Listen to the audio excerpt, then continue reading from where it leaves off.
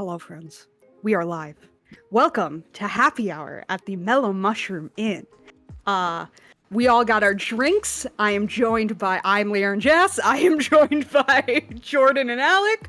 We all got our little drinks, our Mellow Mushroom Inn vibes, and we're gonna create some Dungeons and Dragons characters for a campaign. Really quick before we start, I'll give us like a little lowdown on what's happening here with Dungeons and Dragons at Shared Screens.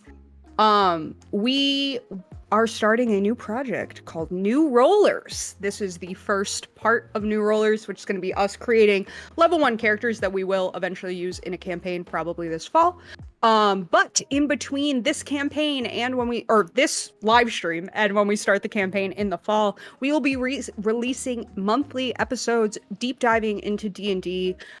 We are going to be doing a PowerPoint with a DM introducing us to the whole game. We're going to be interviewing a bunch of different DMs who have created their own lore and characters and run their own campaigns, asking them all sorts of questions. And then we will be playing our own Shared Screens Dungeons and Dragons campaign with our little party. I'm very excited. How you guys feeling? Oh, I'm in. Fantastic. I'm about 5 sessions into my first campaign with Bo as the DM, and that's been going pretty well. And excited to create a new character and dive in even deeper. I am very excited. Chance is going to be joining us as well for the campaign? Yes. Chance is not available today. I think he had work stuff. I don't remember why he wasn't available. Disneyland. Yes. Which is work. Sure. But he and I will be sitting down later on to create his character. And I'll say this because he and I have already talked about it. We will most likely be having Bo in there as our experienced player.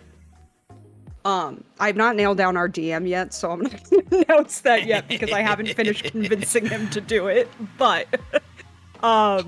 yeah, it's going to be really exciting. Our first one, just to kind of keep things simple, is going to be fantasy and sticking with kind of the basics. The text we will have access to, in addition to the base rules, will be the Dungeon Master's Handbook and the Player's Guidebook. So we won't be getting into, like, gunslingers and, well, I guess maybe later, but like right now we're not getting into like the blood hunters and all that kind of stuff that are crazy add-ons, but we're just gonna go through. We're using D&D Beyond. So we're using D&D Beyond, so Alec, take it away. So I guess real quick I can just show you my current character that I got. It's a half-orc barbarian, level 4. And the cool part about D&D Beyond is that you can, like, it's a whole digital site. It's like when you can have a Discord bot as you're playing along and like have it, you can like click on things here and it'll roll. I'm not going to do that because then it'll ping the D&D channel that I'm in. But it'll literally roll a virtual dice on screen with sound effects and everything. And it'll like add your modifiers and all that. So basically I'm a half-orc barbarian and have a warhammer, spear, javelin, and I'm only level 4, so I don't have too much, but have 41 HP, which at level 4 is it's a bit tanky. So yeah. Also, just, you know, as like some background for us on D&D and this journey, Jordan knows very little about D&D. Everything I have learned from D&D has happened in about the last 2 months. I got very into is where it happened. Truly, podcast. Yeah.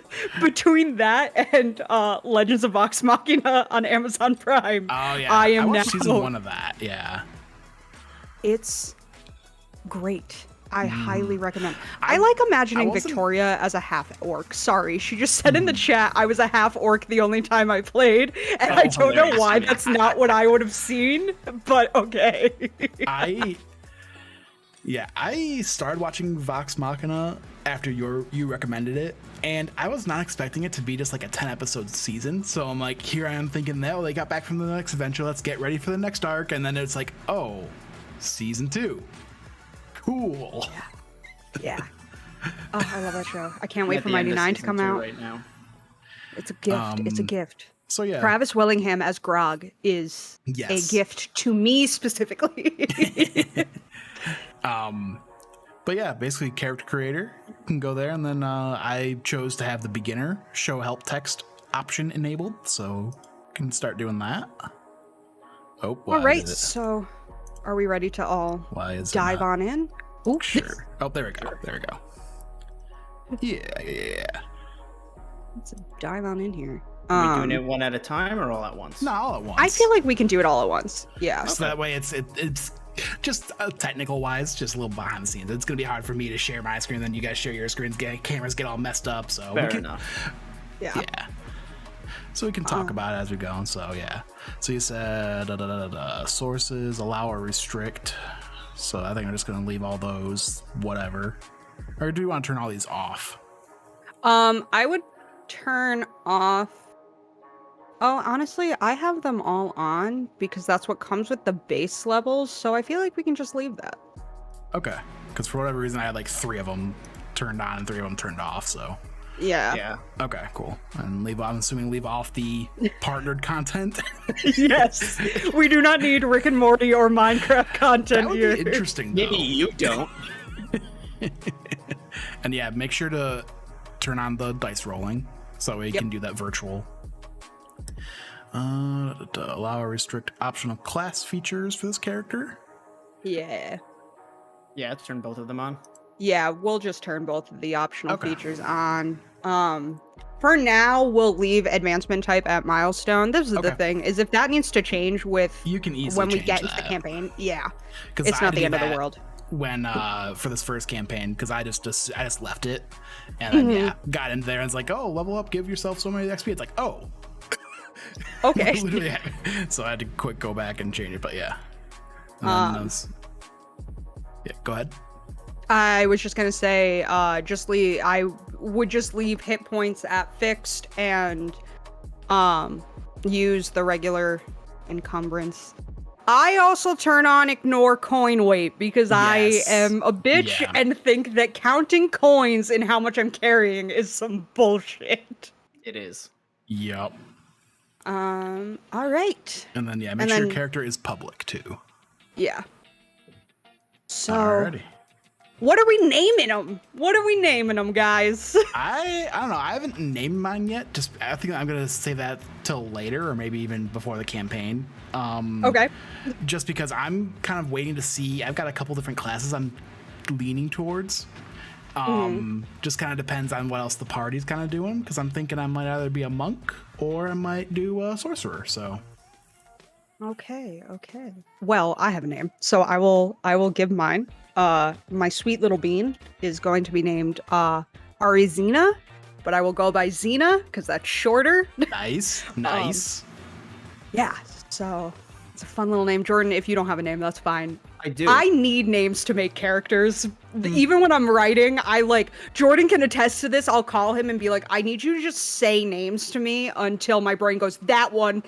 And then I honestly just cycle through my 38 first cousins. Well, yeah, I have a work in progress where one of the main characters is named after Jordan's dad because he said his name and I was like, I like it. That's funny. Anyway, my character's name is Vinder Talus. Ooh. We love a Vinder. Vinder? I barely know her. Ooh, I gotta choose what. We share a single brain cell, Jordan. Yeah, so let's get into races. I already know. See a race. All right, Jordan. I feel like that can't exist in Dungeons and Dragons. Yeah. It's impossible to not. Yeah. So my race Goliath. is. Go ahead. Are fun. I'm gonna be a little tiefling. Okay. We love a tiefling. The only thing is I'm not going to have a tail. I found out the tail is optional, and for some reason having a tail makes me uncomfortable. So, no tail. Think of the extra groceries. No. Like, truly only will ever need to make one trip. No. Some of the things, if you guys do not know, that you get when you are a tiefling is you get dark vision, so you can see well in the dark and dim light. You can't discern color, you can only see shades of gray, but whatever. You also have something called hellish resistance, which means she would be resistant to fire damage. Okay. Okay. And then one of the other benefits of being a tiefling is the thaumaturgy cantrip. When you reach level 3, you can cast Hellish Rebuke as a second level spell, and regain the ability to do so when you finish a long rest. At level 5, you can cast a Darkness spell, and regain the ability after you finish the long rest. Charisma is your spellcasting abilities for these. That's gonna be my little race, my sweet little tiefling baby. Nice. I'm debating. I might do the variant Asimar, because you get healing hands, which is always nice. Always a benefit. So as an action, you can touch a creature and cause it to regain a number of hit points equal to your level. Once you use this trait, you can't use it again until you finish a long rest. Oh, like what Kylo Ren does at the end of Rise of Skywalker. He just kind of touches Rey and she comes back to life. Okay. Yes. But yeah, Dark Vision too. It's always nice to have. Let's see. Celestial Resistance. You have resistance to necrotic damage and radiant damage. Oh, that's awesome. Ooh, I think I'm sad. Celestial Legacy. You know the light cantrip. Once you reach 3rd level, you can cast the Lesser Restoration spell once with this trait, and you regain the ability to do so when you finish a long rest. Once you reach 5th level, you can cast the Daylight spell once with this trait as a 3rd level spell, and you regain the ability to do so when you finish a long rest. Charisma is a spellcasting ability for these spells. I like that everything you just read out for that is essentially the opposite of what you get as a tiefling. Yeah. You and I, just light and dark, Alec. It's great. Let's go. That or maybe a Dragonborn.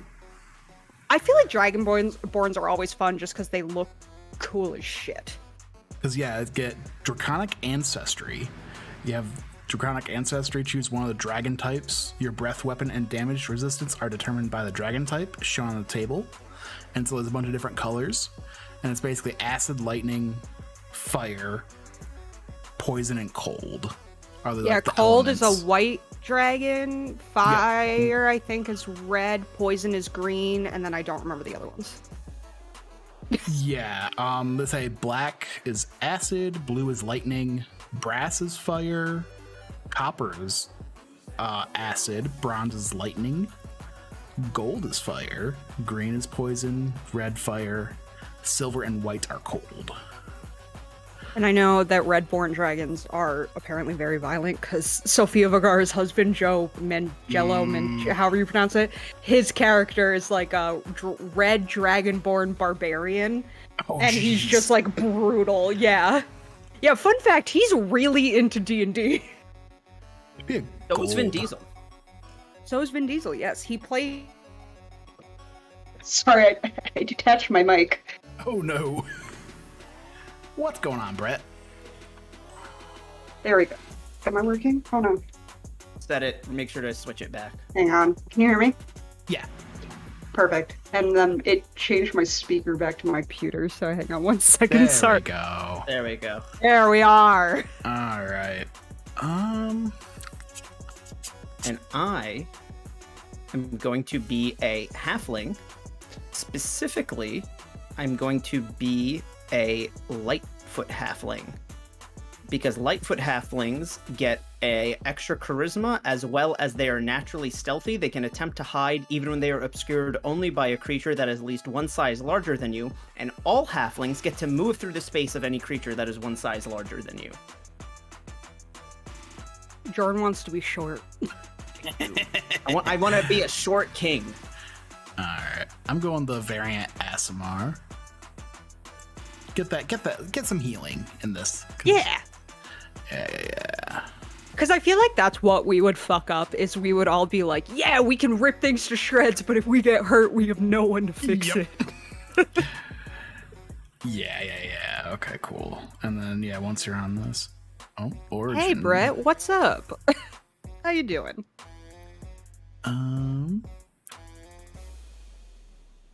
Let's see. Oh, what's this? Origin languages. You can choose to replace each language in your language traits. The language With from the languages following. from following a list.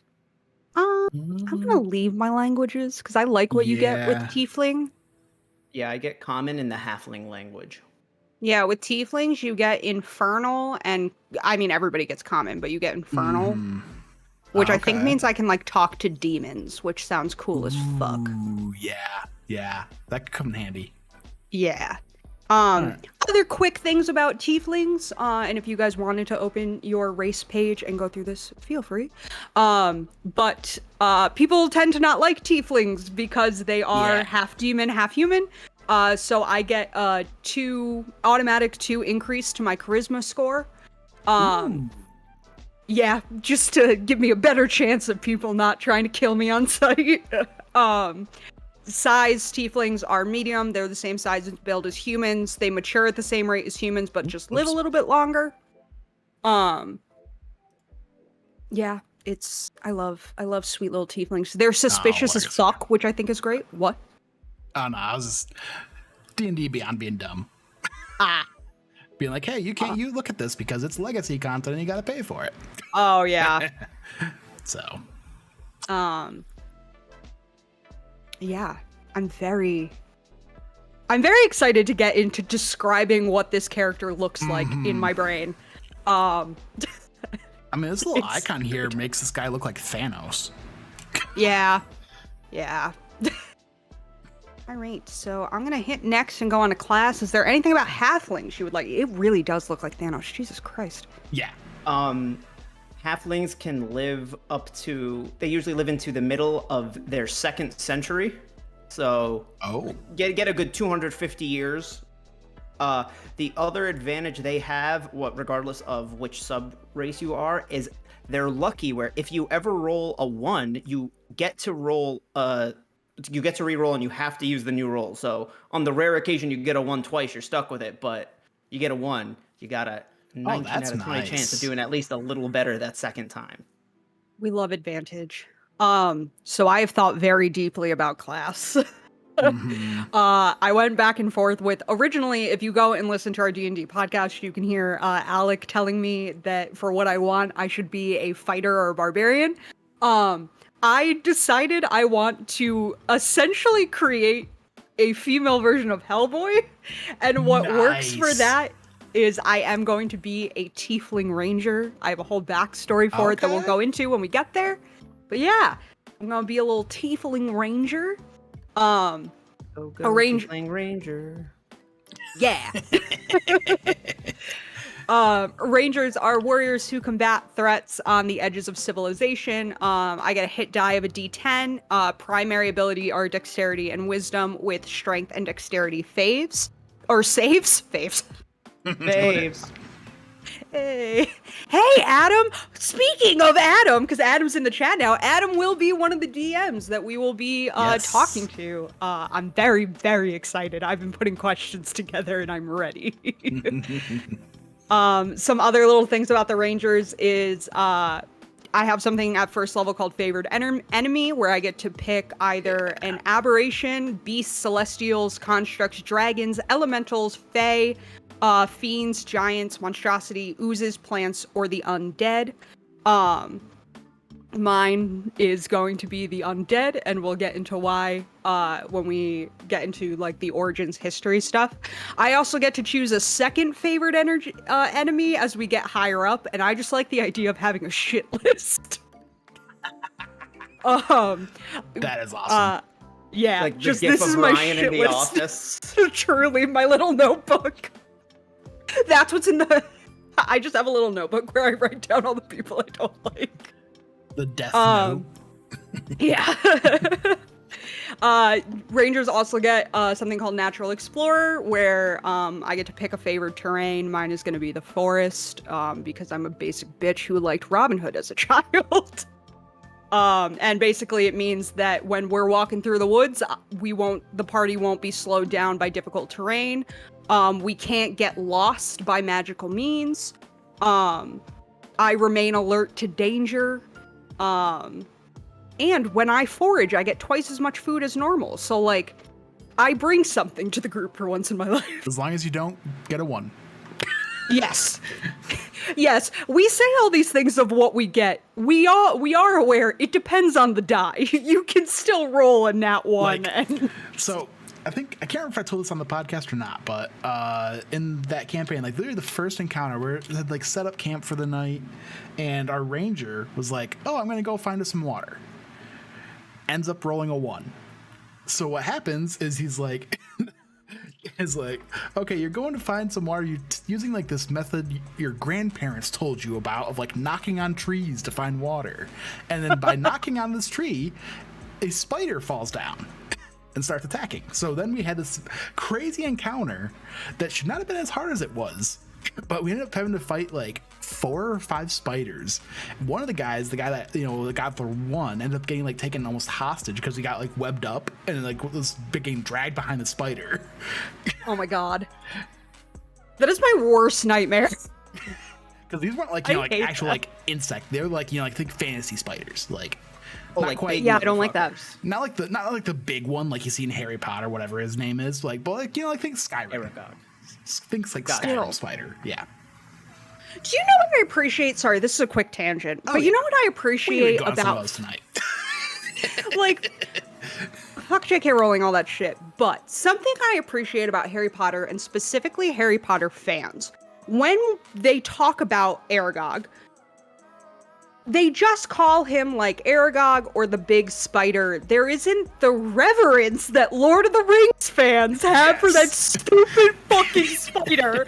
Where they're like, well, she can do this. Stop calling her she. Like, stop it. It's so gross. God. Oh, Lord. Anyway, sorry. It just really, like, it really bothers me. It's like, he shows up once, he chases them out of the fucking forest, and then he shows up 4 books later and he's dead. Like, Jordan, the spider in Lord of the Rings shows up for 10 minutes. Oh. You learn mostly about the spider in the... Stop! Why would you do this to me? Stop! This is what I hate. It's like, stop. And like so many Lord of the Rings fans do this. And it's I'm very uncomfortable. I've never even seen or read Lord of the Rings. Yeah, so spoilers for a movie that came out in the early 2000s, but Sheila basically I don't remember why Frodo is alone, but he's alone and gets wrapped, and she's not like Aragog, where like it's really slow movement. She is fucking fast. Like, it is terrifying. Ooh, anyway, this is why I like video games that are like, would you like to turn on arachnophobia mode? Survivor has that. And I love it. That is a gift to me specifically. I made the joke in our Discord, but it's just funny, like, that grounded. That's like the one thing grounded gave to gaming is the arachnophobia mode. It's Jordan can attest to this. The first time I played Assassin's Creed Odyssey, I walked into a cave that had a ton of like spider webs everywhere. I stopped playing to call him and I was like, I need you to Google Assassin's Creed Odyssey giant spider and tell me if anything comes up. Oh my gosh. Because I'm not going. I didn't have to do this mission. I was like, I'm not going in here if I don't have to. Yeah. But anyway, with Rangers, you also get to pick more favored terrains.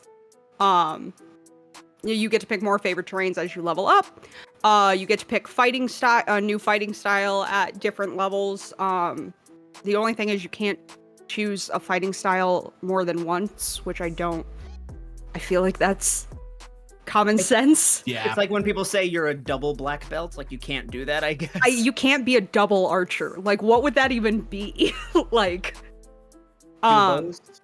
Rangers also get spellcasting at level 2 that is similar to Druids, where they can use the magical essence of nature to cast really basic spells. I wouldn't be able to do everything a Druid can. It's just some very base level stuff. But yeah. And nice. At level 3, you get to choose a Ranger archetype, which the archetypes are great. I'm probably going to choose Beast Hunter because I want a weasel. Nice. I said this to Jordan. I really want my thing to be like, I'm a tiefling ranger with just a little weasel that like hangs out in my bag. And I send him to scout. He's my little guy. just a little dude. buddies, like almost essentially like a BD1. Yeah, like, see, this is the thing. This is what I love about D&D is in Star Wars you get a droid as like a friend. In D&D I can have like a bear or like a weasel. Speaking of Vox Machina, you always want like an animal pal, and like you weren't really into Pokemon when you played it. So like I don't get what the loss is here. Like what's not clicking? So here's the thing about me and animals is I don't want to make them fight. I just want them to. I want to have a farm with a bunch of like. Yeah, like if I could have a Pokemon game that's Stardew Valley but Pokemon, and I just have like a farm with a bunch of retired Pokemon that I take care of and like pet. That's what I want in life. On the Wii. Like that's what I want in. We were talking about this at work the other day. That like when you go to school for theater, all of your teachers will be like, "Hey, you need to find something that is success for you, since acting is so not linear." And so for me, success is I just want a big enough house where I can have chickens and goats and little bees and a bunch of dogs and a bunch of cats, and I can just have a lot of land and my animals. And I'm not going to do anything with the bees. I just want them to have like a safe space where like people won't kill, like disturb their hives and stuff. And I want little Judas goats because they just kind of get ditched after they're too old to be Judas goats anymore. And so I just want tiny little baby goats. Why are they called Judas goats? Because they are the goats. Lord and Savior? No, they are the goats that they use to keep cows and pigs calm as they go into the slaughterhouse. Like they lead the cows in and keep them calm. And you can get too old for that? Yeah. Alrighty. At a certain point, do they just start yelling like, "You're gonna get killed in there"? And they're like, "All right, time to take you to the nursing home." I love little Judas goats, and they get a bad rap, and it's like they don't know what they're doing. It's like the horses in World War II. They didn't know what they were doing. Like you can't blame them. Allegedly, we'll find out when we put them on trial.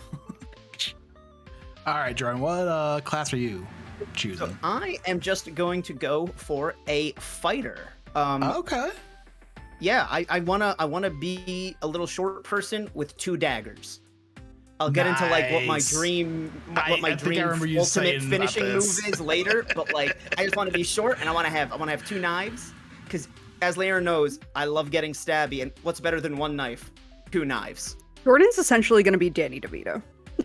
No, not even that. I feel like I'm gonna be that meme of Mo from The Simpsons just holding 2 knives, going, "I gotta admit, this is pretty great." Adam goes fighter is top tier, no cap. Yeah, I almost did fighter. I don't know. I wanted to be mysterious. I get to adopt a fighting style first level, and then second level, I get to like, I get something that I only can do once between rests, or like I get to do an extra action each turn because like I'm really pushing that stamina. Oh, action surge. Yeah, action. And then third, I get to pick a martial archetype, which has a list. I don't know what any of them mean yet. I'll figure out which one suits my needs as I read. All right, cool. And Alec, what kind of class do you want to do? And then we'll go through the proficiencies and all this stuff, but we'll just do the basics. Seeing as you guys are kind of more, well, you know, maybe I'll do monk. We get a little bit of melee, a little bit of spellcasting, and a little bit of both. We love a monk. Yeah, so let's see. Unarmored defense, beginning at first level, while you are wearing no armor and not wielding a shield, your AC equates to 10 plus your dexterity modifier plus your wisdom modifier. Cool. Martial arts. Let's see. First level, your practice of martial arts give you mastery of combat styles that use unarmed strikes and monk weapons, which are short swords and any simple melee weapons that don't have two-handed or heavy property. Use dexterity instead of strength for the attack and damage rolls of your unarmed strikes and monk weapons. Roll a d4 in place of the normal damage of your unarmed strike or monk weapon. When you use an attack action with an unarmed strike or monk weapon on your turn, you can make one unarmed strike as a bonus action. That's cool.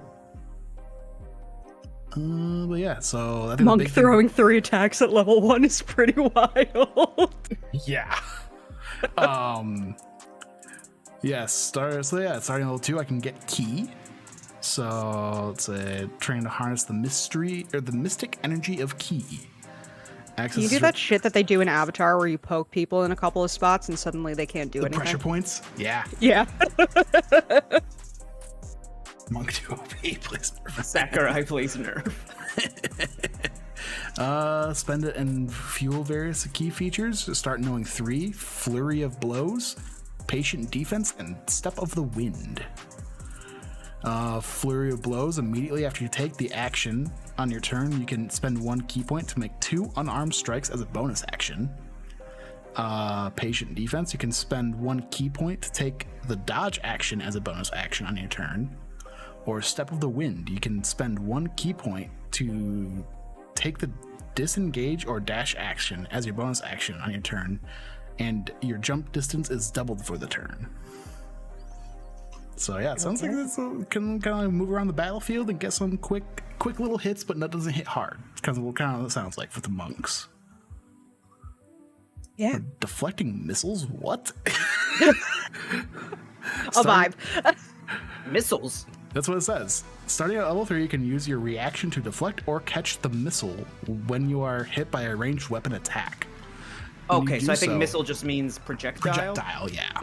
Okay, not like, an actual cartoon missile. red arrow. Yeah, I was like, So I can shoot an arrow at Alec and he can catch it, and that's our party trick. And say, when you do so, the damage you take from the attack is reduced by 1d plus 10 plus your dexterity modifier plus your monk level. Wow. Yeah. That's so fun. Yeah. So yeah, I think I'm going to do monk. All right. Getting into some class features. The first thing you have to choose for is usually your proficiency, at least for ranger. So mine are going to be animal handling because, like I said, I eventually want a weasel. Survival, and I'll do athletics. I feel like athletics checks come up a lot. Yeah. So I feel like having a proficiency in athletics might be a good idea. For my favorite enemy, like I said, my favorite enemy is going to be the undead, which basically means vampires, walking corpses, zombies, bodiless spirits, ghosts, and specters. And I get to choose another language as part of this. I already speak Infernal, so you know what? We're gonna go with Celestial. That sounds There you helpful. go. Hey, then we can communicate that way. It's a god himself. Yeah, exactly. And then Natural Explorer. This is where I pick. Like I said, my Natural Explorer is going to be the forest. That's the one I'll start out being very familiar with. We'll get into why when we get into like origin and history stuff with the character. But that's kind of my class for now. Okay. Jordan, what proficiencies are you choosing? So I am going to choose acrobatics because as a short guy, I want to be able to get up real fast. Do flips and jumps and whatnot. As for my, I get 2 proficiencies. As for my second one, I think because of my backstory, I'm going to go with survival. Just like, It's always good to have some outdoorsy skills. Some, have that little Bear Grylls in me, willing to drink my own piss, whatever. Alrighty then. As for my fighting style, I mean, like, it has to be 2-weapon fighting. But yeah. Okay. Yeah, I'm choosing acrobatics for my first because it just feels like that's, kind of goes along with the monk trying to get places quick. And then, I'm not sure what I should go with my second. There's athletics, history, insight, religion, and stealth. Kind of want to do stealth. Yeah. Yeah, stealth might work for you. Let's see. I got choose a musical instrument or artisan's tools. You can get some bagpipes. I don't know why I'm just imagining that scene from Friends with Ross going ham on the bagpipes. Yeah. A You have a war gong? liar. A war gong. Let's see. I don't know. There's somebody here. I don't know what I want to choose. Do brewer supplies brew some beer on the side? Listen, back then it was really the closest thing they had to medicine, so like you need it. Mm-hmm.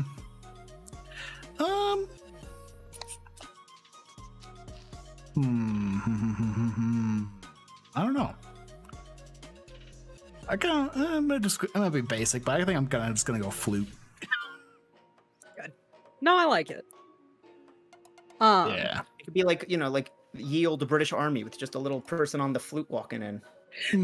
Okay, can we talk about though how that is wild that for years armies around the world would have like 12-year-old boys just playing the flute and the drums. And it was like, oh, you don't kill him, but it's like, how are you supposed to sneak up on a motherfucker if you're announcing? I don't get Old War. Like It's New wild. War is worse. Oh yeah. But like it makes sense. Yeah. So now we're going into ability scores. I was just doing standard array for this. Yeah, that's what I did for the last one too. Easiest. So since I am a ranger, I'm gonna make dexterity my highest. It's just kind of the best choice. So my dexterity will be 15. Because you really need dexterity to shoot a bow and arrow, I have learned from watching people play. Yes. Because I want my second weapon to be a battle axe, strength is gonna be my second highest. Yeah.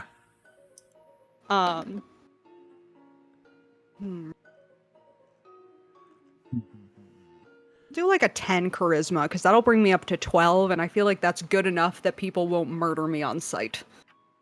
Think I want dexterity as my highest.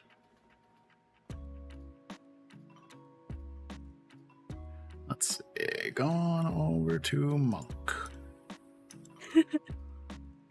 Sorry, I just figured we kind of doing all doing at the same time. Yeah, no, live your dreams. Because I'm thinking too, because like I feel like having Constitution be 8 is bad, but I'm such a fucking know-it-all in real life. If you go to the class page, so like monk has like a quick build. And this one says suggestions. It's just suggestions, but it says make dexterity your highest score, followed by wisdom, and then choose the hermit background. Oh, okay. But then so it has a little creating a monk, and then the quick build if you need some help there. I think Constitution. Hey Billy, what's up? Welcome to the chat. I think part of it is that I don't fully understand what Constitution means in D&D. I think because I was watching some build videos, and I think it's more like essentially like a defense score. Yeah.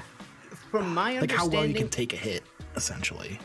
It also has to do with poison, because the other version of Halfling that I'm not, they have higher Constitution, and because of that, they're like you're more resistant to poison. Yeah, and Adam just said Constitution is your help points. Adam is already helping us out. This is why we hired you. All right, so I'll do like a 12. I feel like that's fine. Okay, I'm gonna make my charisma 8 because it will be. If I make my charisma 8, it will actually be 10, and then I can make my intelligence 13 and my wisdom 10. There we go. So I've got dexterity and wisdom as my top 2. I get a charisma bonus of +2. So yeah, I'm that's what I get too. I might make that 10.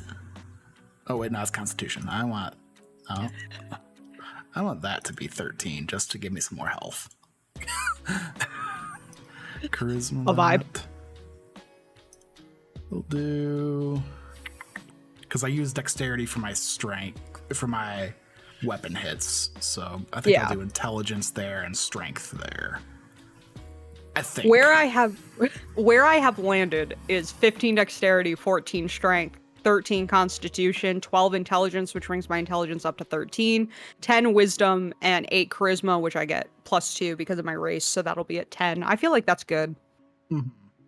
Yes, where I'm at right now, and this is like because I get +1 wisdom and +2 charisma for being a variant Aasimar. So I get 8 strength, 15 dexterity, 13 constitution, 12 intelligence, 15 wisdom, and 12 charisma. All right, so my character just gets +1 in charisma and +2 in dexterity. So I think what I'm gonna do is give myself a 12 in dexterity, so it becomes one of my higher. And So then, it becomes 14, yeah. Yeah, it becomes 14, and then charisma, I'll give myself a... Is it just that, like, people will like you better, or is there more to it? There's more to it than that. It's kind of like, to my understanding, charisma comes in when you're like trying to convince people of things, Yeah, and then when my friends, yeah, and when my friends played in college, one of them was a bard and put 15 into her charisma, and keeping everything above 10 is the move. That way you have no negative on any rolls. Thank you, Adam. That is helpful to know. Yeah, that does help a lot. Okay. That is super helpful.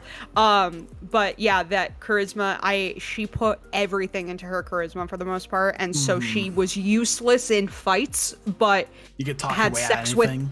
Yeah, and had sex with almost every NPC that she tried to have sex with. Oh my gosh. I will run a character like that someday. I'm pretty sure people are surprised I'm not choosing a bard. Be patient. Well, because that's like their whole thing is that they can talk their way out of everything. Like, All right. I played was Outer Worlds, and it's like normally I'm like, person that just blasts their way through everything, kind of like strength, melee build, stuff like that. But for whatever reason, I decided to go like the persuasion route, and so I could literally just talk my way out of fights in that game. So in Outer Worlds, I split mine between shooting and persuasion slat. So it was basically like, hey, you'll either do what I'll say or I'll shoot you. And I found like a little outfit that like was Boba Fett bounty hunter-ish, like similar nice. color scheme. I had a little bowler hat that also increased my persuasion, which was like, give me like a little cowboy vibe. Little cowboy vibe. Charisma is for talking and certain spellcasters. That's how they do damage with spells. Okay. Yeah, so like I don't need to be super charismatic. I just don't want people to murder me. Yeah, so I think I'm going to switch my strength and charisma. So that way I don't have anything under 10. Yeah. I'm not charismatic in real life, so like why should I be in Dungeons and Dragons? I mean, monks aren't really charismatic. Yeah. Like, I live in the woods. Like, I'm a half demon that lives in the woods. I'm not charismatic. Like, come on. Mm-hmm. That is not the value I serve to the team. So knowing that, I'm gonna give my 8 to dexterity, so my racial bonus a +2 makes it an even 10. Nice. And I'll give myself the 10 charisma. Oh wait, no, actually I have already +1 in charisma, so let me put my 10 in intelligence. I'm cool with my character not being super smart. It's fine. He's average. It's cool. And I'll put I'll give him 12 in wisdom because he's old. He's like wise, but he's not smart. Okay. Yeah. And then let's do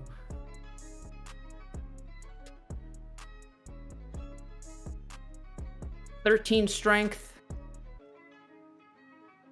Okay. I already get the +1 in charisma, so I'll do 14, and then I guess Constitution is. Oh, now for Jordan, certain weapons attack and damage with strengths, others with dexterity. Maybe that'll help choose. Ooh. What do daggers use? Let's see. Daggers. Collections. Anyone can use a dagger. Each character can apply their choice of strength or dexterity modifier to the weapon. Adam, feel free to tell me if what I'm reading is wrong.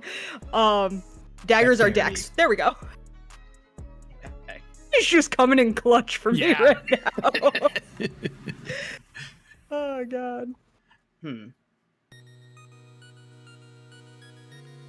Okay. I'm changing things up right now. Where is your Oh, those are husband, both. bitch? Oh, daggers are both, excuse me. That's fine. Adam, we have no idea what we're doing, so you're good. We're just having fun. Yeah, we're just having the time of our life here. Bows are dex only. Yeah, because that's why I put my dexterity highest. Is like Again, if you missed the podcast where I talk about my experience, the ranger in our party, he did not use standard array like we are doing. He decided to roll for his scores. And for his dexterity, got a modifier of -4. So he cannot use a bow at all. He literally gave one of our other party members his bow. Okay, so I finalized it. Yep. Let's hear. You want me just to tell you the totals, or like what I put plus what the modifiers are? And Yeah, what do that. Yeah. yeah. Okay, so my strength I put 13, which is 13. My dexterity I gave 14 plus 2 makes it 16. My constitution is 15, which I don't get anything extra for that. Intelligence 10. My wisdom is 12, and my charisma is 8 plus 1. That one's the only one below 10. Okay. Do you think I should switch that up? No. Or like, how fast can I get an extra 1 in charisma? That's level 4, I believe. Is when you're able to add some stats. Wait, you only get a negative roll if you roll a 1? No, so that's No. just like if whatever you need. Like, what was the stat that you got? Sorry, I zoned out for a second. What was the stat that got the negative modifier? Charisma. Charisma. So essentially, whatever uses that. Like, if you make a persuasion, when you're you would get basically whatever you roll. So let's just say a 13, you would get 12 instead of that. Gotcha. All right. Adam also just said fighters get more Yeah, level ups than level others, so you'll be good. Yeah, I think I'll be good. I also think when I describe my character, you'll get why people don't automatically trust me. Yeah. Alrighty. We'll get there. All right. So now we're going into, this is where we get names and background, going into all that kind of stuff in our description. I will give you, so like we said at the beginning of the stream, for anyone who wasn't here, I've come up with a full name, which is Arzina Galinodal. I will just go by Xena, because that's easier to say. The background I am choosing, and this is where I'm going to explain my character background and what I'm doing here a little bit. The background I am going with is Acolyte. So my character background for my sweet little Xena is she is a tiefling who, when she was born, her mother died in the process or was possibly murdered. We don't really know. And Xena was essentially left for dead in the woods and found by little wood elves who took her in, didn't care that she was a little tiefling. And now I essentially work as a ranger. I worship the elfin goddess Sahane Moonbow, which is the goddess of the moon and the forest and dreams and stars and all that kind of stuff, along with one of her allies named Rilfane, who is the elven god of nature, woodlands, and wild elves and wood elves. So I serve them. I don't like the undead because they come from like my little demon past that I'm not into. I worship these gods and I travel around the little forest protecting wood elves from all sorts of different things that may attack them. I kind of keep to myself, me and my little weasel. And yeah, so my background is going to be Acolyte. So as part of being an Acolyte, I get insight and religion proficiencies, as well as 2 additional background languages. I'm just doing Elvish and Dwarvish because they feel like helpful. Like, I feel like being able to speak Elvish is helpful. I don't know. I feel like, maybe I'm wrong, but like, I just feel like that's helpful to know how to speak. And then the other one that I was gonna do is Undercommon, which is like a lesser known common language. As an Acolyte, I get a background feature called Shelter of the Faithful, which means Xena commands respect of those who share their faith, and I can perform religious ceremonies of my deity. You and your adventuring companions can expect to receive free healing and care at temples, shrines, or other established presence of the gods I worship. And people who share my religion will help support me, which is kind of how Xena lives is lots of wood elves will give her food and lodging in exchange for her kind of protecting them and worshiping their gods. There are all sorts of suggested characteristics. My alignment, personally, I'm going with chaotic good because my thought process is I have a really, really strict moral code, but it does not necessarily line up with like laws. Gotcha. And I don't really care about like laws. Like if I think somebody is a bad person just because murder is illegal, if I think they're a danger, I'm still gonna fucking murk them, you know? Yeah. And then I'm kind of sticking with like the modest lifestyle where like my equipment is maintained. I'm like doing okay. I live out of temples and different encampments. I don't go hungry or thirsty, but like I'm not like rich. Right. We can get into suggested characteristics and the appearances and all that stuff after we go into everybody else's little backgrounds and stuff. So how are you guys feeling for backgrounds? Let's see. So mine, I can speak, read, and write Common and Celestial. And then I'm not sure what I should do for a background. Looks like my only choices are Acolyte, Criminal/Spy, Folk Hero, Haunted One, Noble, Sage, and Soldier. I feel like for a monk, Sage or Haunted One could be fun.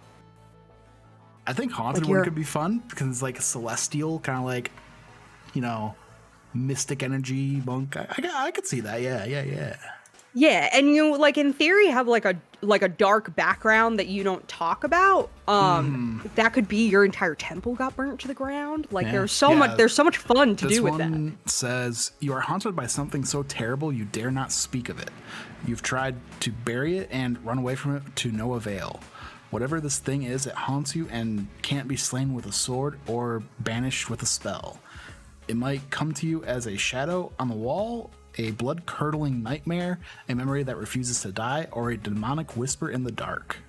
The burden has taken its toll, isolating you from most people and making you question your sanity. You must find a way to overcome it before it destroys you. We love that. Yeah, Adam also goes, I don't want to influence you, but Haunted One is fucking awesome. Okay.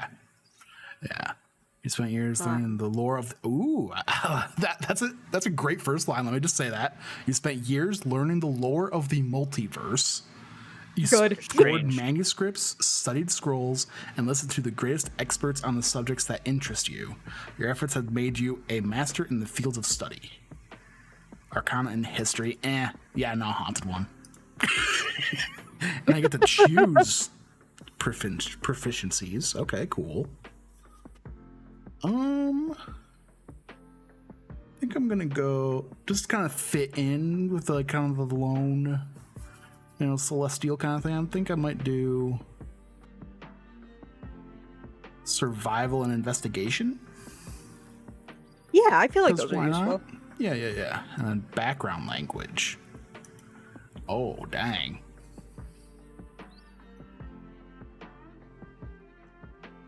Holy cow, that's a lot. I think I'm gonna go giant, or actually I think I might go goblin for the other language, just because I feel like goblins are a fairly common like enemy. Yeah. And then rare language. You said you have undercommon? Yes. I'm thinking draconic or primordial. Ooh. Actually, I think primordial fits better with the haunted one, like celestial. Baby, yeah. Okay, cool. Heart of Darkness is a background feature. It says those who look into your eyes can see that you have faced unimaginable horror and that you are no stranger to darkness. Though they might fear you, commoners will extend you every courtesy and do their utmost to help you, unless you have shown yourself to be a danger to them. They'll even take up arms to fight alongside you should you find yourself facing an enemy alone. Okay. Cool. All right, Jordan, how about you? I think I'm gonna have to do custom. Why? Oh yeah.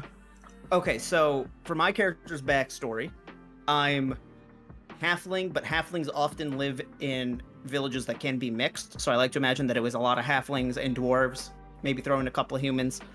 And that my character was a chef in the military. Did not fight in the military, was a chef in the military. And so I like having the background for or the background feature of soldier, where it's like you can gain access to friendly military encampments and people will like recognize any authority you have. Mhm. But as for like the skill proficiencies and the other stuff they say of like war has been your life, you've seen people die in front of you, I feel like I mean, you have. Even if you were just a chef in the army, they trained you to be a soldier, and you have seen people die in front of you. If with everything you have told me, I would go with soldier. Gotcha.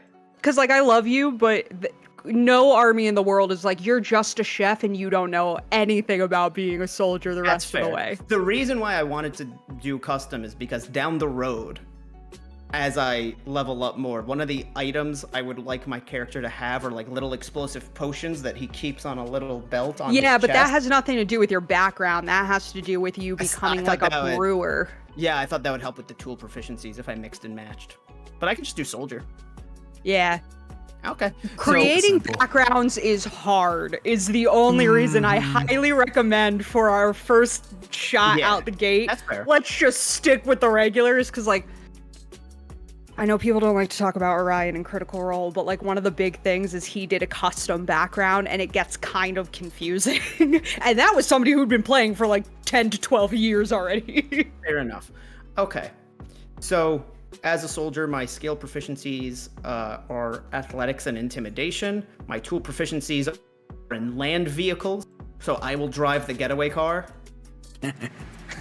My military rank, like I said, is that people that are loyal to whatever military organization I was in still recognize my authority and influence.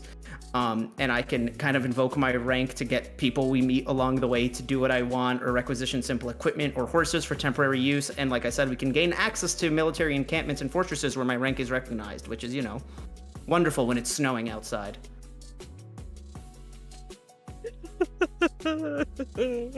Sorry, it's not that funny. I don't know why I think it's that funny. Fine.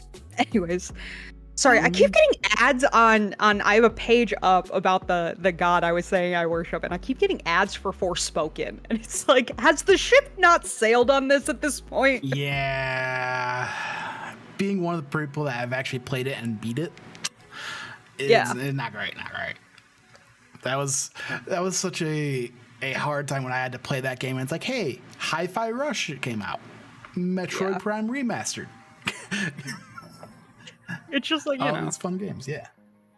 Alex Game of the Year 2023. Honestly, I'm like 10 hours into Jedi Survivor, and I think that, like, right now that's my front runner. If Forspoken shows up on my, even though I only played half of it, probably won't, but if Forspoken showed up on me or Alex, like, Game of the Year list, that probably is because we only played 5 games. Right? Yeah. So going into character details, like I said, I put in my alignment as chaotic good. Creatures act on their as their conscious direct with little regard for what others expect. Oh, jeez. Under my faith, the faith that these gods, I did a ton of research into these gods. The faith is Seldarin, and like I said, modest lifestyle. How you guys feeling for your alignments? I'm still working through some characteristics. That's fair. Because, I think I don't recall all that I have taken yet, but, so for personality traits, I chose, I don't talk about the thing that torments me. I'd rather not burden others with my curse. And then I expect danger around every corner. Ideals, let's see, what would I pick? I kill the monsters to make the world a safer place and to exercise my own demons. And then I think bonds, I put a terrible guilt consumes me. I hope I can find redemption through my actions. And then I have to just pick a flaw, then I can move on to the character details.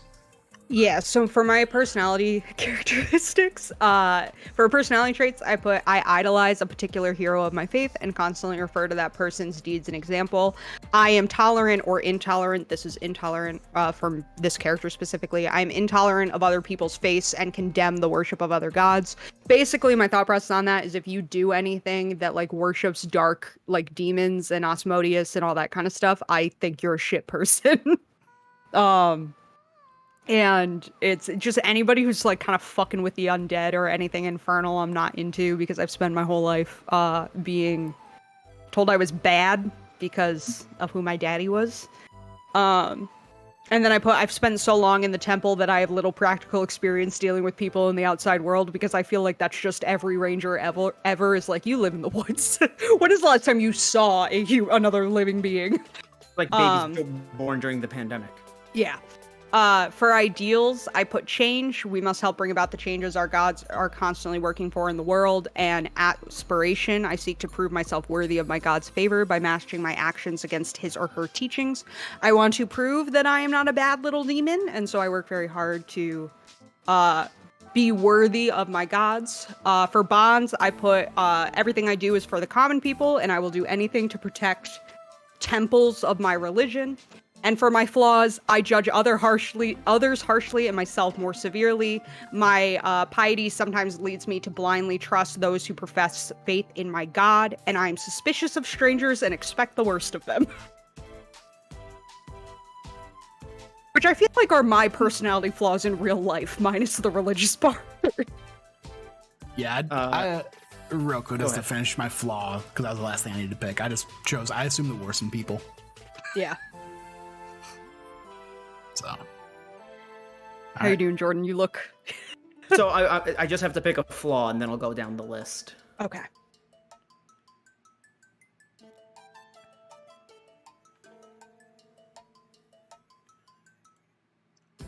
Okay, so for my personality traits, I enjoy being strong and like breaking things. Nice. And I have a crude sense of humor. Good. Me IRL. That tracks. Yep. As for my ideals, live and let live. Ideals aren't worth killing over or going to war for. I feel like that's very much a I've seen the shit this can do mentality. Mm-hmm. Bonds, those who fight beside me are those worth dying for. And flaws, I'd rather eat my armor than admit when I'm wrong. Good. Nice. All right, alignment. I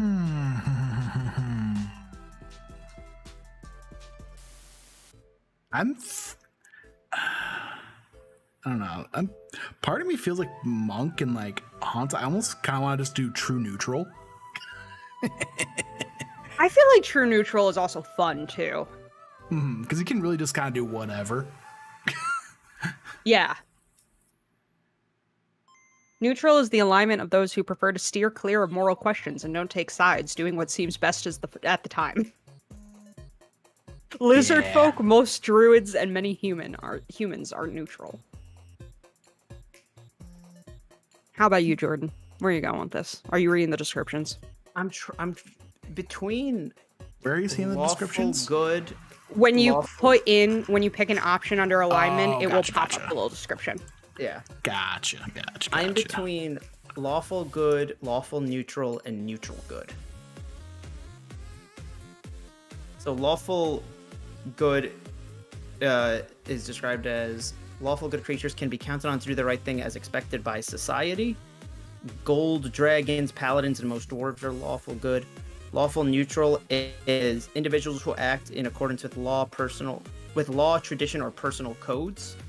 And neutral good is they just do the neutral good folk do the best they can to help others according to their needs. And I kind of like the idea of neutral good of being like, I'm gonna do the right thing for others, regardless of like who they are. Yeah, that's but what I'm I also kind of want to be than me. But that's the thing is like I don't want to be blindly following the law because I don't believe the law is always right. But I also don't want to be like go with anything lawful.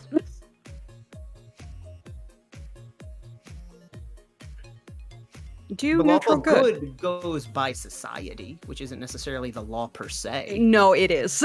By society means like you don't break moral codes that are written and not written.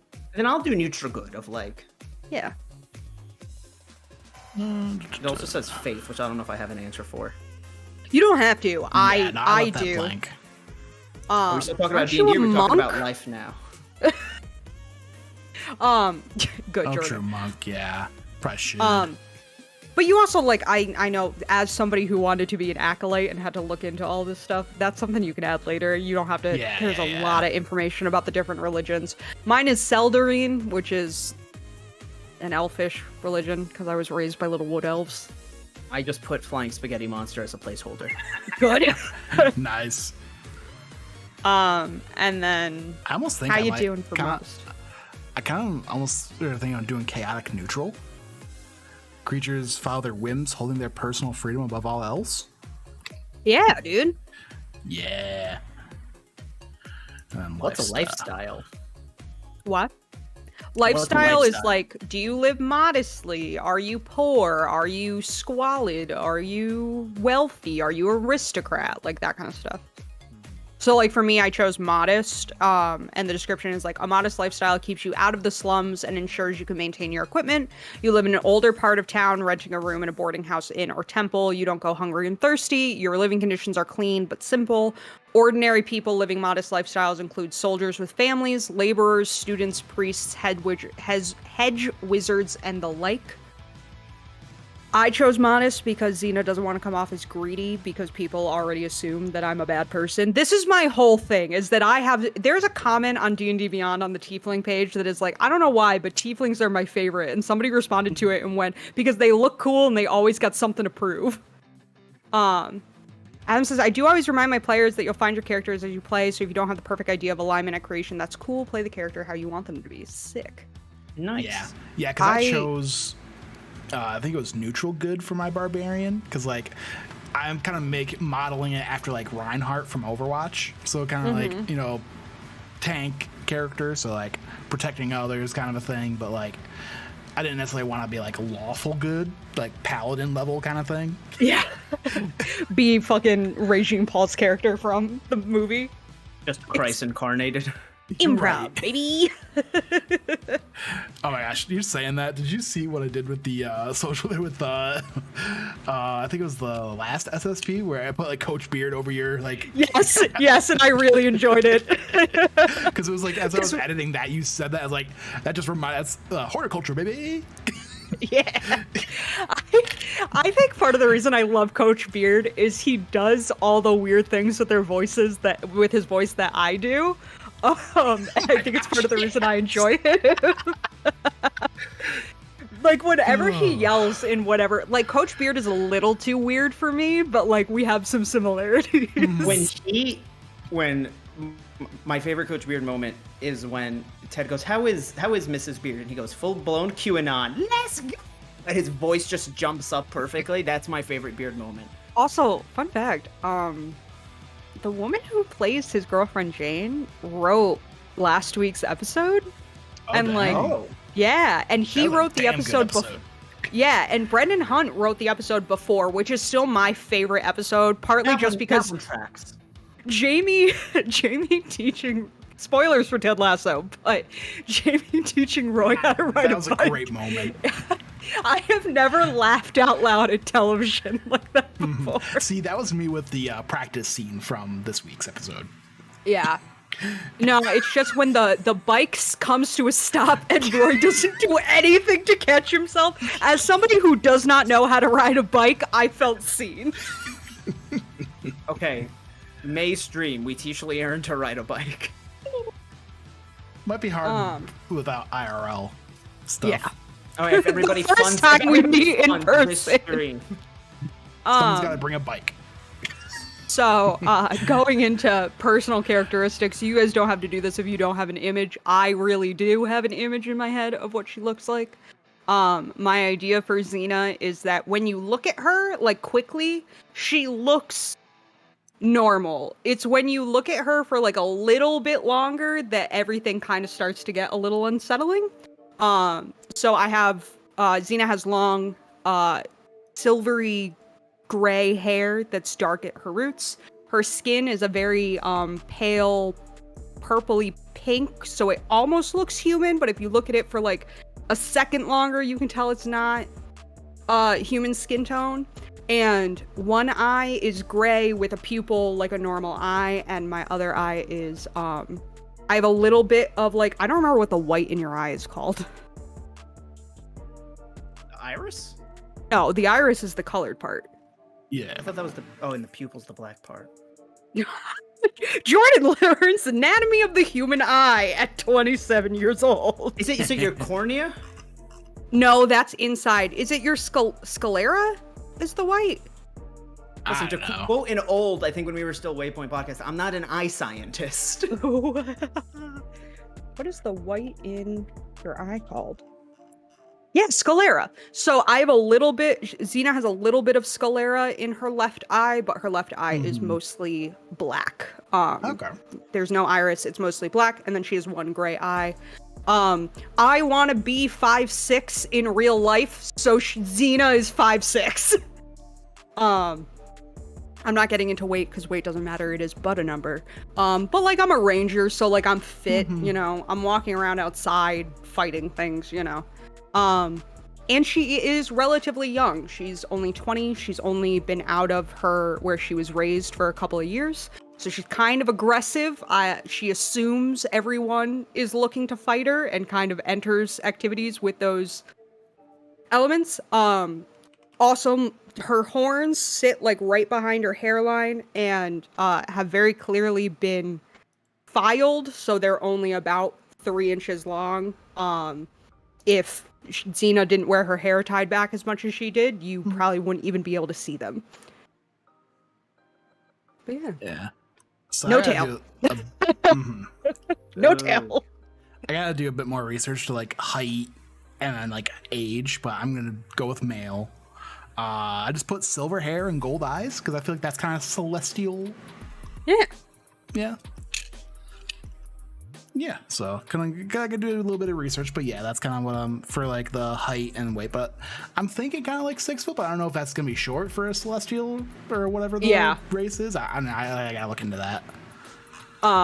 The only other thing I'm gonna say about my tiefling's appearance is I learned recently that one of the things tieflings can have is sharp teeth. So Xena does have sharp teeth, and to be funny sometimes when people are irritating her, she will eat berries to make it look like her very sharp teeth are bloody. Nice. Because it gets people to leave her alone. But yeah, that's kind of... I am in love with her. I have been working on creating this character since we decided we were doing this, and I am deeply in love with Xena. I feel very deeply for her. My sweet little bean. I'm just going through some of the options, so I'm gonna zoom in here. Some of these, so doing the fantasy name generator.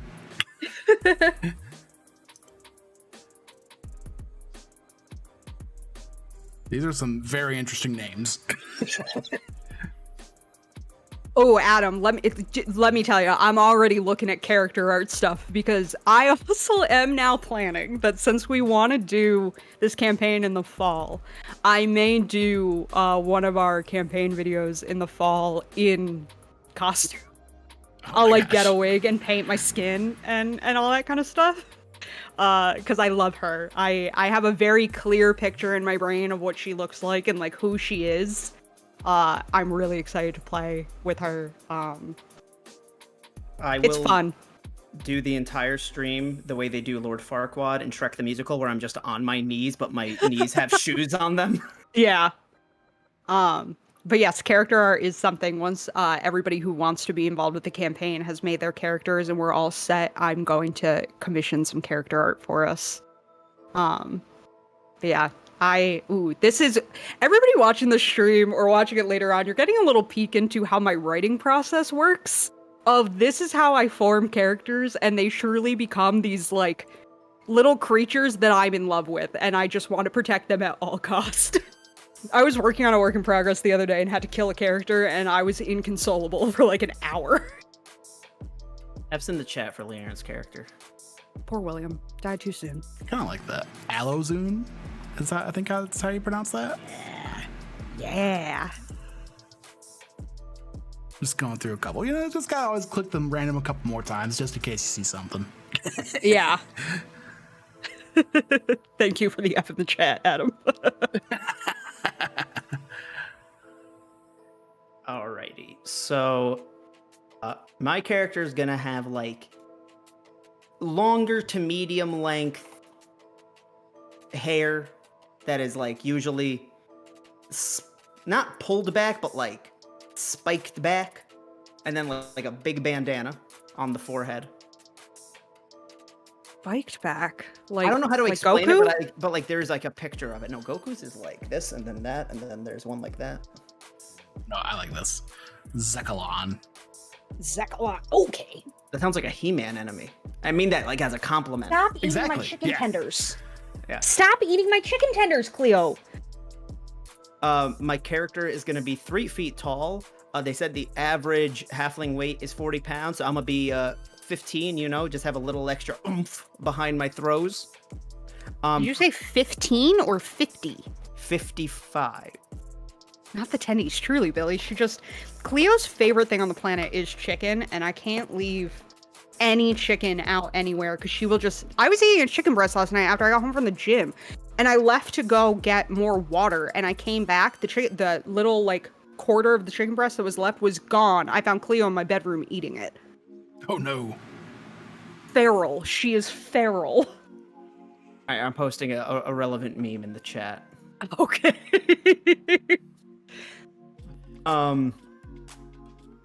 So yeah, sorry, maybe I said 15 because I meant 15 pounds above what the average is, where the average halfling weight they said was Gotcha. 40. I'm gonna make mine 55, you know? Little chunk. Gotcha. Yeah, little stockier. And also, just like I said, 3 feet tall. Age, I'm struggling with because they say that they can live up to like 250 years old. They're considered an adult at 20. So I'm thinking maybe say like 75, and I spent those decades in the war because I'm imagining they don't do the normal like Yeah. roughly 7 to 10 years that humans do. Yeah, I would argue that, yeah, that's probably like 75 is probably a good age. Yeah. The only reason I went so young is I want to like play with her being young. Gotcha. Because like I've watched different campaigns where they have young characters and it's fun. It's also why I wasn't upset about my wisdom being 10 is like if I'm young, that makes a lot of sense that I'm not super wise. Phrasing. As for my eyes, I have one brown eye and one eye patch. Okay. Good. I'll tell the story of how I lost. No, the eye. keep I it a don't mind. secret. Keep it Don't tell me. secret. Don't tell Alec. Only tell the I've told DM. you. Keep it I've safe. told you. I don't remember. Good. All right. So getting into equipment. If we're all ready, are we all ready to hop into equipment? I chose just equipment, not going in with gold yet. For ranger starting equipment, I get to choose from scale mail or leather armor. I like the way leather armor looks better, so we're going with that. And like I said, I want axes, so I'm gonna go with 2 simple melee weapons, and they're both gonna be hand axes. Nice. I have a bow and arrow, and I have axes, and that's what I fight with. Oh, we have to choose between equipment or gold to start with? Yeah. Just to like start for now, you can add gold layer on, like currency is at the bottom. It's just rather than just giving yourself like we're starting with equipment, so we can look at all the starting equipment you get for being, you know, whatever, a fighter versus whatever. Ooh, I think I'm gonna do a quarterstaff, which I think is like the bow, Nice. like Donatello's weapon. Yeah. I also personally am going with an explorer's pack, which includes a backpack, a bedroll, a mess kit, tinderbox, 10 torches, 10 days of rations, and a water skin, as well as 50 feet of hempen rope. And because I'm a ranger, I get a long bow and a quiver of 20 arrows because that's like their whole thing. Gotcha. Alrighty. For fighter starting equipment, I'm going to go with 2 martial weapons. Is dagger not on here? Oh no. Dagger's not Dagger's necessarily a sim- martial weapon. Dagger is a simple weapon because I had a choice to use that. But you can add dagger down below in add Soldier. items. Oh, okay, because there also says soldier starting equipment lets me have a dagger. But I Yeah, could just so add see, them. there you go. Or just do it with the soldier starting equipment. Like, as an acolyte, I get, like, a holy symbol and a prayer book and a bunch of incense. Gotcha. So, just take it where you can get it, you know? Yeah, so I'm going Explorer's Pack because I was kind of debating between the two. But then I scrolled down and I see that because I'm Haunted One, I have a Monster Hunter's Pack. Which That's sick as fuck. Which includes a couple of things that are in the Dungeoneers pack. So, yeah, so we already went over what's in the Explorers, but the Monster Hunters pack includes a chest, a crowbar, a hammer, 3 wooden stakes, a holy symbol, a flask of holy water, a set of manacles, a steel mirror, a flask of oil, a tinderbox, and 3 torches. Nice. While Jordan's figuring this out, for acolyte starting equipment, I got a holy symbol. I'm just doing an amulet because it seems simple, and a relic box is something I have to carry and have like shit from growing up Catholic. I'm like, I can't help you. I don't see your screen. No, I know. It's sometimes when my stutter gets really bad, it's like nobody's looking at my screen. No one can help me here. But regardless, I'm gonna have a little amulet and a prayer book. Then I also get 5 sticks of incense, vestments, common clothes, and 15 gold pieces for some reason.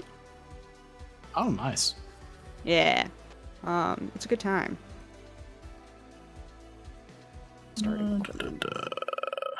I have a silver coin in my other possessions for some reason. I think it's because of the haunted one. Yeah, I've seen there are a couple things like the haunted one where it's like you have this 1 silver coin. It's like, okay. I also, because it weighs nothing and I want it because it's something that makes sense to me as a ranger, I'm gonna have a whip. Okay. I'm gonna have a whip. I think I'm. Let's see. What do I want to start with? Maybe just do a little 5 gold, just a nice little starting chunk of change. Yeah. Don't be like that same person who, not to keep calling this person out, but they list their name for us. Right. But they started with just a crap ton of money. And so the DM has worked that into the story because people keep bandits keep coming after us and the word keeps spreading hey, these people are traveling with a ton of money. A ton of cash. Attack them, you know? Yeah. It's fine. Yeah. I'm going with my 15 starting gold and 30 silver pieces. I feel like that's a good... Oh, maybe I'll do more because I want to go up to 20 gold pieces was my goal. I have a lot of things to pick with fighter starting equipment. Oh, dang. Yeah, you get a ton of shit as a fighter. Really? Between fighter and soldier, you get a ton of shit. Oh, yeah. Yeah, because that was my background as my barbarian was a soldier. Yeah. I'm gonna keep them in my jacket and open them up like an 80s drug dealer on a wall whenever somebody wants something. I mean, you can. That's up to you. What are you buying? Basically. Yeah, let's see. Oh yeah, I have 10 darts too for some reason. We love that. We love it. Has a range of 60 feet. That's not bad because 20 foot, 60 foot, yeah. Because I don't actually know what your walking speed is. But that's further than your walking speed, most likely. Oh yeah. From what I've heard, they're looking into monk a bit. If you level up into certain things, movement speed just doesn't mean a thing because you can just run around and jump around the battlefield. Yeah. I feel like rogues, especially if you're an elf rogue, get into that too, where it's your movement doesn't matter, do whatever the fuck you want. Mm-hmm. How you doing, Jordan? lot of options. Walk us through your thought process. Okay, so for the first thing, I have to choose between chainmail or leather armor, longbow, and 20 arrows. I don't plan on being that range, so I went with the chainmail. All right. And then I have to choose between either a martial weapon and a shield or 2 martial weapons. And so I think I'm going to go with the martial weapon and a shield, and I'm wondering what the other one should be. I should just go for like a short sword, right? I'm a short guy, just have like a regular generic sword. And then I get to choose between a light crossbow and 20 bolts or 2 hand axes. Chose the hand axes. Yeah. Because my whole thing is double wielding weapons anyway. Who knows what the difference between a Dungeoneer's pack and an Explorer's pack is? Because I get to choose between one of those. If you click it, it will tell you. It'll tell you. That's the thing with It the didn't site. do that for the weapon, so I'm on Google looking up what each of these look like. Yeah, no. So the Explorer's pack, basically, because that's what I have, is you get a backpack, a bedroll, a mess kit, 10 days of rations, rope, a tinderbox, 10 torches, and a water skin. Mess kit, rations, rope, tinderbox, torch. Yeah, water skin, backpack, bedroll. Okay. And clothes, obviously. Yeah. Oh, jeez, I have because I've got torches in both packs. I've got 13 torches. You know what, Alec? That'll between the two of us, we got 23. We're set. I get 10 regardless of which one I pick. Okay. Right. Yeah. So we're gonna have torches for days. Torches for days. And then when you level up, you can control light and I can control darkness. So we're doing great, guys. Oh god. Oh, yeah. I'll have I'll go with the Dungeoneer pack because it just adds more stuff that our party would have, because it comes with a backpack, a crowbar, a hammer, 10 pittons, 10 torches, a tinderbox, 10 days of rations, a water skin. The pack also has 50 feet of hempen rope strapped to the side of it. Yes, they all have the rope. Yeah, I would just recommend going down into add other items and adding some clothes. Oh, well, as a soldier, I get a set of common clothes. I already have the chainmail, a pouch containing 10 GP. I'm going to choose 1 dagger, so I got 1 out of 2 for the long game. And I have this pick between a set of bone dice or a deck of cards. I don't know what bone dice is, and I'm afraid to Google it. I mean, it's dice made of bone. Dice used to be made of bone. Okay, I thought it was way creepier, not gonna lie. No. It's like, what kind of games you want to play, essentially, is what, because you're a soldier, or that's the soldier background, so it's like, how do you want to spend the time when you're not in battle? Yeah. Is it I'll do the deck of cards then. Good choice. That's what I did too. And one of the first things I'll do when we start the adventure is, like, sell the shield for another dagger. The best You can defense also is just a go good down offense. to add more items and just add 1 more dagger. I didn't know if I was allowed to just like, oh, I also want this. You know, why not I just added a give me- whip. It's just like the weight you have to carry. And so Yeah. like, you know, just think about that. Yeah, wait, what's the limit on weight? There is no real limit. 1 dice rolled kiss, the other rolled knee. Good old bone dice. Good.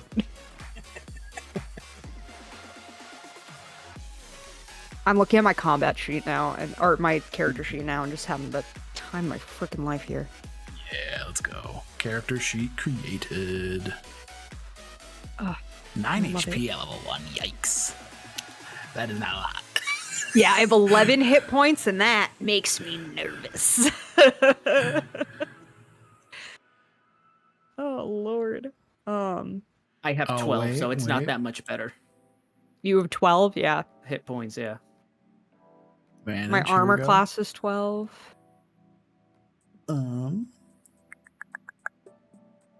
Change sheet appearance. And dark mode. We love dark mode. So if you go to manage, and then you can go to sheet appearance, or change sheet appearance, and then that's how you can do dark mode. Hell yeah. So they're not blinded by the light. Does yours also say under dark mode, or does mine Yes. just say that? Okay, No, I was it's- about to say, yep. does that just say that because I'm a tiefling? Oh god, my But sweet yeah. baby Xena. So I got +4 to acrobatics, +4 to survival, +4 to stealth. Good. I have +2 to acrobatics and animal handling, +1 for Arcana. I don't fully know what Arcana means. That's just like one of I those think words that's that like gets magic, mentioned. I potentially. think so. +1 for history, +2 for insight, +3 for religion. Oh yeah, Good. and just something to let you guys know, like this is, this round are going to do a campaign for a while. If you just go into inventory and then where your weapons are, if you just click that to do that, so then it'll show up when you go into the actions or attacks. Okay. Because like right now, I only had the unarmed strike, even though I had the quarterstaff. Okay. Oh, is this to equip? Yep, essentially. Essentially, yeah. I'm I forgot I equipped with got my hand light. axes to start. Yeah, baby. You have all sorts of fun stuff. Yeah, because I don't, since I'm a barbarian, I don't have spells, so I don't have a spell section in my other character sheet. That's okay. The only spell I have right now is you can manifest a minor wonder, a sign of supernatural power within range. You can create one of the following magical effects. Your voice booms up to 3 times as loud as normal for 1 minute. You cause flames to flicker bright and dim or change color for 1 minute. You cause harmless tremors in the ground for 1 minute. You can create a rumble of thunder. Instantaneously cause an unlocked door or window to fly open or slam shut, and I can alter the appearance of my eyes for 1 minute. That's fun. Oh, okay. See, So I can make my eyes look demonic. I just have one spell. It says it's called Light, and it can do it at will. It says you touch one object that is no larger than 10 feet in any dimension. Until the spell ends, the object sheds bright light in a 20-foot radius and dim light for an additional 20 feet. The light can be colored as you like, completely covering the object with something. Opaque blocks the light. The spell ends if you cast it again or dismiss it as an action. If you target an object held but or worn by a hostile creature, the creature must succeed a dexterity saving throw to avoid the spell. Adam just goes, the HP calculations can be weird on D&D Beyond, but yeah, most folks are around 10 on level 1. Yeah. But yeah, here it says our walking speed of 30. Initiative +2. Nice. Cool. Yeah. I'm so excited, guys. I know, I'm liking this character. I'm so excited for my sweet fire impervious little bean. Do we want to just like give the TLDR rundown of like name, class, race? Yeah, we can wrap it up. Character? Yeah, we can wrap it up with just a general vibe. Cleo, please stop licking my marijuana pen. Thank you. I know, I'm just ruining your day today and not letting you do anything fun. I'm so sorry. You're not letting her smoke weed and eat chicken nuggies. Which is all she wants. Truly. That's all anybody wants, let's be honest. I made her catnip tea the other day because I saw a recipe on TikTok, and I think it changed her life. It was very relaxing. I was zooted for a few minutes. For like 2 hours. Yeah. Alright, I guess I'll get started. So my character's name is Zekalon. He is a male variant Aasimar, and he's a monk. So I've got a quarterstaff as my weapon, and yeah, gonna look forward to doing some key blasts and running around the battlefield. Mine is Arazina, Zena Gallandel. My parents' last name, not mine. And I am a little tiefling ranger. I got some hand axe, I got a bow and arrow, and I'm excited. I'm excited to fucking murk some people. I am Vinder Talus, a Lightfoot halfling fighter. I've got 2 daggers, and I'm not afraid to use them. All right. Wow. Thank you so much for everybody for joining us while we did this. I feel like this was a very fun stream. It was. We keep an eye on our channel because we're going to be having a lot of D&D content coming throughout the summer. I'm very, very excited. If you're interested, if you're a player of D&D and you're interested in being on our round table with players just talking about how they got into it and why they love the game, shoot me a message on either our shared screens Twitter or on my own Twitter. We're putting that together for it's looking like August, and I can't wait for us to get started with these characters in a campaign come this fall. Yeah. I was Very being high. honest when I said the second the Dungeons and Dragons Honors Among Thieves comes out, this is going to become my entire personality. True. And Oh it just god. broke open when we did that podcast. You literally could, if you go back and watch that shared screens podcast, you can literally see it happen. See the moment where I'm like, this is everything. But thank you so much for joining us, and thank you to everybody at Shared Screens for just putting up with my chaos. But I'm very excited for New Rollers, our Oh. Shared Screens podcast. I think I got. No, never mind. Never mind. Actually, No, you're good. I'm gonna quick show off the logo, if you don't mind. No, that's totally fine. I love my logo. Look at Josh. Look at little Josh. Yeah. I just see the video with Josh's yeah. little head. Yeah. One second. Scrolling frantically and That's fine. Me always. Save images. Where is it popping up? And there we go. And is it popping up where I want it to pop up? And there we go. Yeah, there we go. Ta-da! Is it this one? That's our little New Rollers logo. Going on this Dungeons and Dragons journey. I'm very excited. Jordan and I are very excited to learn more. Alec, you already know more than us, but as we continue. Very little. Like I said, I'm like 5 sessions into my first campaign. Yeah. And if you, anybody out there watching this later on or watching this live wants to learn more about Dungeons and Dragons, watch our first thing that will be dropping in May is an interview with a DM named Corey, who is going to be taking us through his introduction to Dungeons and Dragons PowerPoint, going through all the basics before we dive into, with Adam and with some other, people diving into asking DMs questions about the games they built, the lore, all the campaigns. We're really excited to learn. This is truly coming from a place of I've gotten very into this and I just want to learn everything I can about it. Yeah, I'm really excited. Thank you so much Same. for joining us at the Mellow Mushroom Inn for our character creation happy hour. Be sure to follow us on TikTok, Twitter, Instagram, all that stuff. Subscribe to us here on YouTube, and we will see you next time. Also, we had a media club release today about video game adaptations, talking about The Last of Us, Resident Evil, all that kind of stuff. So go and check that out and watch for our Jedi Survivor review coming in the next week. Anything else to promote, guys? I think next week we're also going to be having a Guardians of the Galaxy Volume 3 spoiler cast, so look out for that. Yeah. And with that, thanks for joining us. Bye.